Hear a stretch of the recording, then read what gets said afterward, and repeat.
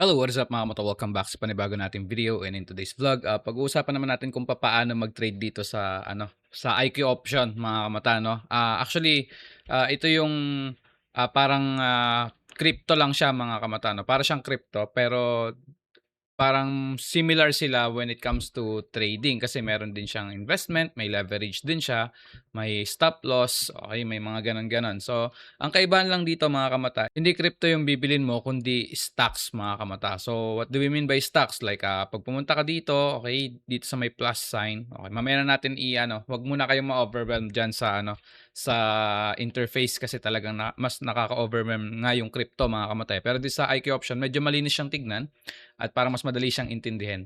So, 'yan, wait lang, mamaya ko ito i-aano. So, dito muna tayo 'pag gumawa kayo ng account 'yan puwede naman by Google, okey, ta's saka kayo mag-ano na-decline yung document ko.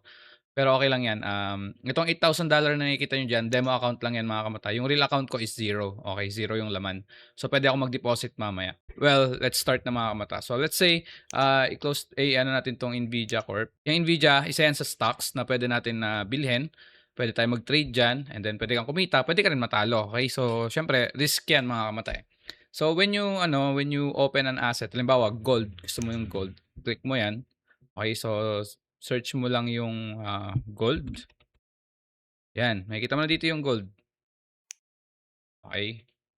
Makikita mo na sa time frame, dito naman yung time frame mga kamataas, halimbawa 1 day time frame, makikita mo dito. 'Yan, so bawat candle niyan meaning is 1 day. Okey, so itong red na 'to hindi pa yan tapos. So as you can see pataas lagi yung gold, okey. 'Yan makikita niyo mga kamato, puro green candle 'yan. Okey, so sa akin blue siya, ewan ko bakit blue siya, pero siguro sa settings 'yan, okey. So yung gold 'yan makikita niyo sa daily time frame na paakyat siya, okey. So ayan, kung gusto niyo mag-invest sa gold o kung gusto niyong tumalpak sa gold, click nyo lang high. Okay. So halimbawa, ito pera natin real account. Halimbawa lang, pero demo yan. Pwede nyo rin siyang paglaruan. So, kung gusto nyo mabilis-bilis para makita nyo, punta kayo sa 5 seconds. Yan. Tapos, wait nyo lang mag-loading. Tapos sa 5 seconds kasi, mas mabilis yung galaw ng per candle. So, per candle niyan is 5 seconds. Tapos, another candle uli. So, halimbawa, higher. Bet nyo higher. Okay? Kasi, nag-invest ako ng 1,000. So, expiration niya 1 minute. Okay? So, dapat sa 1 minute na yun, tumaas siya. Okay? Para kumita ako. Ayan, makita nyo. Okay? Makikita nyo dyan yung ano natin, investment natin. Yung PNL natin is plus 880 na kaagad. Okay? So, ano lang yan, demo lang yan mga kamata. So, talagang dahil hindi mo siya pera, mapapatalpak ka talaga. So, ngayon, para klaruhin yung mind nyo mga kamata, no? Yun lang yung basic na pinakita ko sa inyo. Pero paano ba talaga mag-start dito kung baguhan ka talaga? Kasi nga nakaka-overwhelm tong interface ng IQ option o itong trading platform lalo na kung baguhan ka. So, hintayin na natin yan. No? Okay. So, ngayon, halimbawa, i-close muna natin tong Nvidia. Okay. So, gold lang yung natira. Ayaw nyo ng gold. Okay. Sa ano ba yung basic na gusto nyong ano ba yung mga naririnig nyo talaga sa internet or sa social media when it comes to trading or stocks, mga ganon. Pag kinik niyo yung plus sign mga kamata, marami kayong makikita dito, natural gas, mga gano'n-gano'n. Pero sa trending lang 'yan, mga kamata, euro, okay, USD, mga gano'n, Alibaba. Pero when you come to to options, marami kang makikita dito, okay.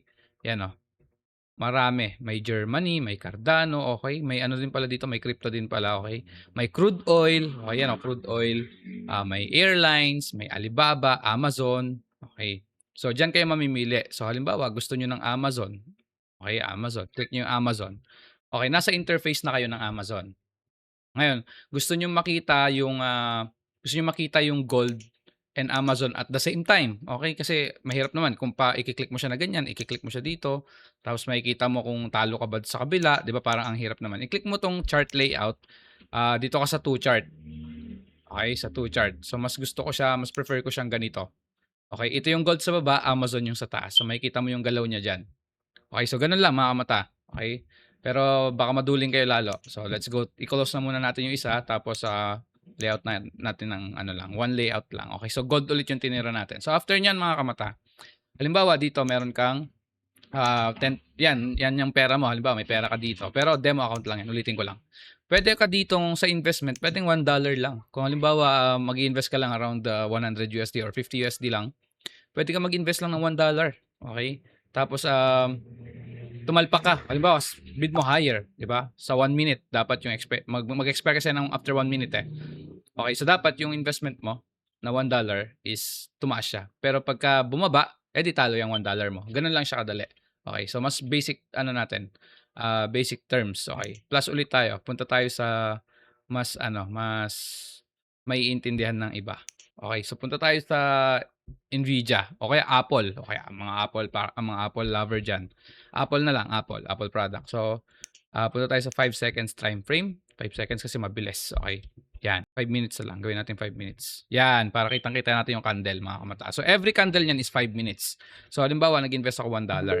Tapos yung leverage ko is times 20. So, ibig sabihin, may possibility na hindi lang $1 yung matalo sa'yo. Kasi naka times 20 leverage siya. Okay? So, ibig sabihin, $1 times 20 is $20. Possible na matalo ka ng $20. So, ewan ko kung tama yung computation ko, pero yun yung basic understanding ko when it comes to leverage, mga kamata. Okay, so halimbawa, nag-invest akong $1, tapos times 20, tapos ang sa tingin kong mangyayari dito sa Apple is tataas siya. Okay? Tataas siya. So, hihintayin ko ngayon yan. Makikita nyo dito may presyo na kaagad. Negative 0.02 na kaagad ako kasi bumaba siya kaagad. Okay? So ngayon, kapag natalo ako dyan, automatic mababawasan ako ng $20 dito. Sigurado ako dyan. Pero magtutuloy-tuloy pa yon kasi wala akong stop loss na nilagay dito. So halimbawa, ang stop loss ko is around 310. Pwede ko ilagay dyan. 310. Okay? Tapos enter. Yan, stop loss ko dyan. Okay? Pag bumagsak yan ng 310 around this area, mga kamata, no, magi-stop na yung mismong investment ko. Basic understanding na lang, mga kamata, no. Pag pinili mo pataas, hinulaan mo, halimbawa, hindi ka marunong talaga mag-trade pero gusto mo lang subukan, hinulaan mo, tumaas siya. O, tumaas nga. Tapos yung taya mo, $1 lang. O, di kikita ka doon. Okay, ganun lang kasimple. 50-50% chance. Parang ganun.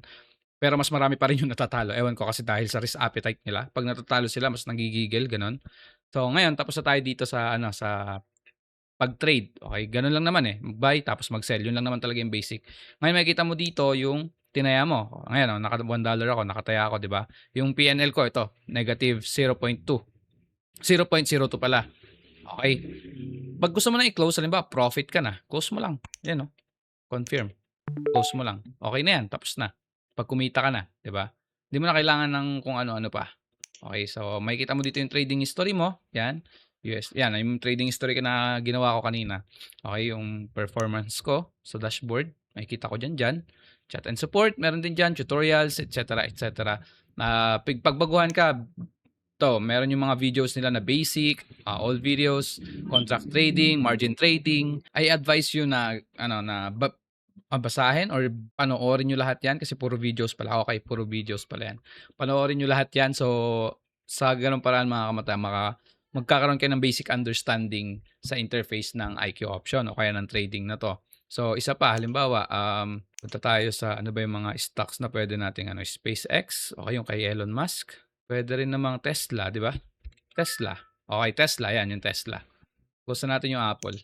Okay. So, halimbawa, magta-trade ako dito 1,000, gawin na nating OA. Okay. Tapos naka times 20 leverage. Laki niyan. Tapos, yung time frame natin, 5 seconds lang. Sige, game. Hula ko siya, tataas. Okay, makikita nyo dyan. Negative 39 na kagad ako, mga kamata. Laki kagad. Ibig sabihin, bumagsak siya kagad. So, tignan natin kung kikita tayo dyan o hindi. Pero sa demo account lang to, mga kamata. So, kung ako sa inyo, advice ko na paglaruan nyo yung demo account nyo, may $10,000 dyan na free. Pero hindi sa inyo yun. Kumbaga, paglalaruan nyo lang talaga siya.